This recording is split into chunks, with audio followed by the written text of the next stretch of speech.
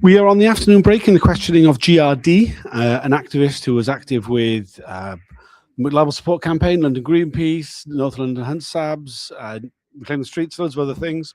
Spied on by Jim Boyling, the undercover police officer, as well as the other undercover police officer, Jason Bishop. I'm joined with Dave Morris, regular of this parish, the most spied on man in Britain. Well, I don't know about that, but yeah. So I was involved with the McLibel court case in Helen, and GRD was involved with the support campaign. It was quite an important time. When he got involved, I think it was towards the end of the case. We had massive publicity, and we were preparing an appeal. We'd won quite a lot of points at the end of the case, and we were preparing an appeal, which we won further points on. Meanwhile, London Greenpeace was relaunching because obviously we're completely dominated by the court case and had to transform the whole group into the McLibel support campaign.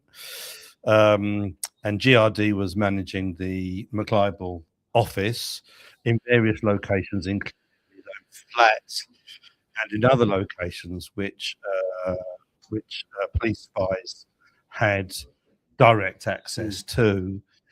So there's a lot of question marks about about what they had access to, what they were reporting, whether that information was being given to McDonald's. McDonald's was very concerned about the massive publicity and the disastrous court case that they'd just been through. And at the same time, Helen was trying to track down her ex-partner, John Dines. And we know that the SDS was doing everything they could to cover that up, including the police spending over £1 million relocating him so that Helen wouldn't find him. This was an existential threat to the SDS, and really massive embarrassment to the police if he ever got found. So there was quite a lot of stuff going on that these spies would have been very interested in. And they obviously, well, certainly Jim Boyling got very close to GRD, spent days with him doing a stall at Glastonbury. 97. In 97. So, yeah, I mean, yeah, so there's a lot of important stuff going on, but not much of it is really coming out today, but it's buried in the statement, anyway, the witness statement. There's a few things that have come out. One of them is the involvement of Jim Boyling in the genetically modified research, trashing of crops in Ireland. Quite disgustingly, I mean, it's due to the nature of the terms of reference of the inquiry. Because it took place in Ireland, the inquiry are not interested in what happened. But it's very clear what we've heard from GRD is that action would not have taken place. It wasn't planned, researched, and pushed very hard for by Jim Boyling. It was his project. Was clearly, pushing for direct action, was heavily involved, and he was getting GRD involved in stuff which maybe he wouldn't have done otherwise.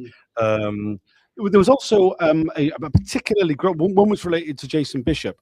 Jason Bishop borrowed GRD's van in order to take manure and seeds to the May Day 2000 guerrilla gardening action in Parliament Square. He was arrested on the way, and when GRD finally got his van back, which had been in the police pound, he was driving on the motorway and realised that the GRD discovered that the wheel nuts had been loosened on the van. On all the wheels. It's quite a shocking situation, and it's not clear who was responsible for loosening the nuts. But it could have only been it could have been a serious accident. Yes, very serious. I mean, it's almost an attempted murder. The police are completely out. This unit is completely out of control. So who knows what they're doing and who's authorising it and what the consequences are. So I think it's just a small snapshot today of how just out of control this unit was. Yeah, no, absolutely. It's very clear that one of the interesting things is GRD is only mentioned in one of Jim Boyling's reports, and one which related to the restarting of the London Greenpeace meetings, which is kind of strange because GRD said that he considered him a mate. They actually did quite a few actions together. That there was lots of crossover. That they would meet up, chat, go socialising. The fact that he's not being mentioned so much is an odd thing. Sometimes they just completely miss out people, either because they're having sexual relationships with women and then they're not reporting on them suddenly to try and hide their own involvement. You know, maybe there was something really dodgy going on about reporting on the McLibel campaign, which they wanted to cover up by not putting it on in writing. We know that Bob Lambert, who was in charge of the unit, had quote unquote back channels where anything that was kind of sensitive or threatened the existence of the SDS, future existence, seemed to have taken place not in writing but in Lambert's back garden. So, you know, that's the sort of matter to be pursued as the rest of the hearings continue in this tranche. It's only a very short break. We've only got 10 minutes. So is there anything else you'd like to add about what we've heard? Fine. Thanks for watching. Please do share this video if you're able to. Please, share any of the stuff about the Spy Cops cases as it's going on. We'll be doing another video at the end of the day, which will be a bit longer. Thanks for joining. Bye for now.